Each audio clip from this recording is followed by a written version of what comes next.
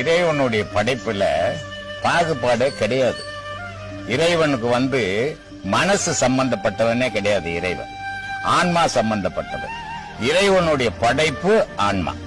அப்போ அந்த ஆன்மாவுல வேற்றுமையே கிடையாது, இன்ப துன்பமே கிடையாது, நல்லது கெட்டதே கிடையாது. ஆனா மனசுல இன்ப துன்பம் உண்டு, நல்லது கெட்டது உண்டு.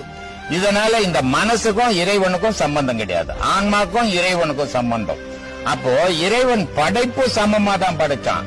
ஆனா மனுஷனுடைய மனம் இருக்குது, இது வேறுபட்டு ஒரு காலமா ஓண்டு பறந்து செத்து பறந்து அது மனச ஒவ்வொருத்தருக்கு ஒவ்வொரு நிலையில மாத்திக்கணும்.